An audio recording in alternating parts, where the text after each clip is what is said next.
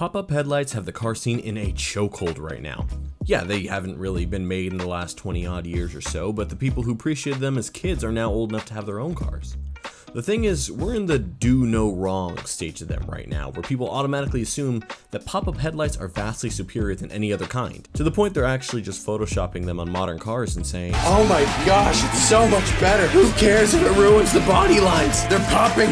Look at them move. Oh my god." Yes, I'm calling out car throttle. These cars, the ones that put pop-ups on, they look like donkey balls. An RX-7 with pop-ups? Awesome, fits the vibe of the car. This 350Z looks terrible. You got these sharp edges on a curvy car, it doesn't make any sense. Porsche? Sucks. 6 Series? Sucks. Huracan? My brother in Christ, you cannot be serious. The obsession has gone way too far. Pop-ups don't automatically make things cooler, they don't even fit the style of modern cars. These cheese wedges are hideous. Plus, I don't know why we settle on the fact that pop-ups are the coolest. I mean, compared to some cars in the mid-20th century, pop-ups just straight up look lame. Here's a short list of older cars that prove pop-up headlights are not as cool as you think. Oh, also, this video is sponsored by me. YouTube pays jack shit.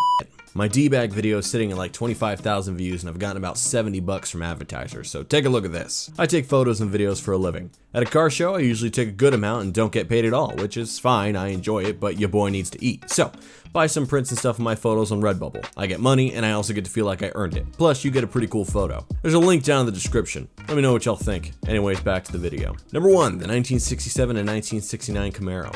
Now, the first gen Camaro is one of the greatest muscle or pony cars of all time, and a large part of that is due to the car's body lines. It's smooth, it's aggressive, and for the time, it felt very high-tech. Part of the reason for that are because of its hideaway lights. Now, lucky for us, Chevy was smart enough to not just throw some pop-ups on the hood and call it a day. Truth be told, it ruined the flow of the entire body. So what they did instead was hide them in the grille. Lights off, a cool vented covering goes over them.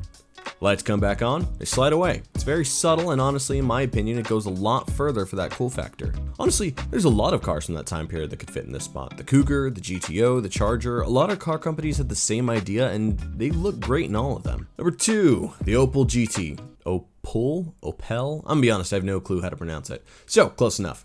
The Opel GT is the most okay car I've ever seen. It's got decent lines, a weird hump in the hood, and went 0 to 60 in, 11 seconds on a good day.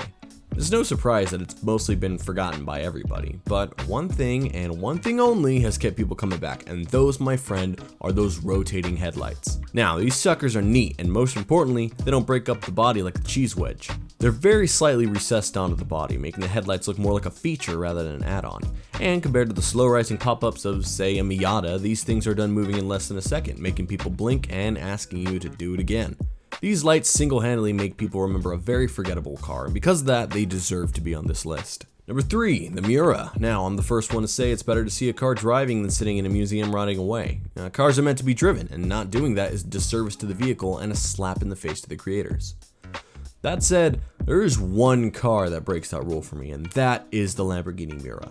In a nice pastel orange, this car is a work of art, a vehicle that I could stare at for hours. To me, it's like looking at a motorized Mona Lisa, the epitome of fast with class, and it's got a pretty subtle party trick. Its headlights very slightly move.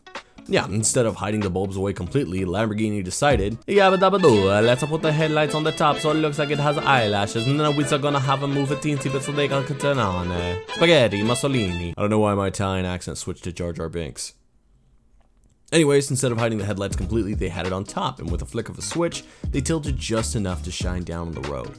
It's not a big movement, but in the 60s, any movement was cool, and this gave it just enough a feel of Futura to keep it iconic for years to come. Number 4, the Jaguar XJ220. Now, remember everything I hate about the pop-ups? You know, they break up the body lines, they turn too slow, that kind of thing? Well, reverse it and you got the Jaguar XJ220.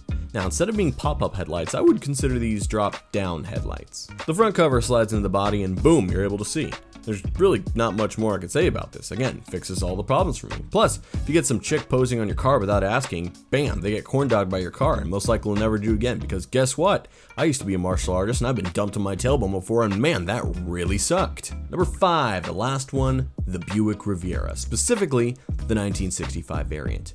Now, back in the day, Buick was pushing a lot of design boundaries.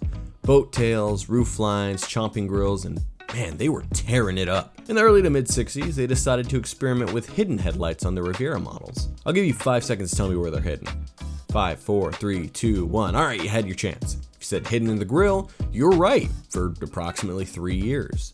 But in 1965, Buick had the genius idea to hide them in the sides of the grill in a special clamshell design that only came out that year. Now, these had some functionality problems because they were run by vacuum, not an electric motor.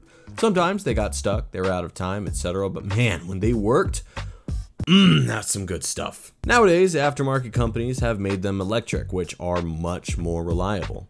I love these headlights so much, mostly because there's no visible seam. They just appear without breaking the body lines. I'm not gonna lie, these are pretty much the whole reason I made the list. I love this car. Alright, that about wraps up this list. I don't like pop-ups. I think they're lame. And more importantly, I think there's way cooler alternatives out there. But let me know how much you hate me in the comments. I'm sure at least a few of you must have, be frothing at the mouth right about now. How dare you?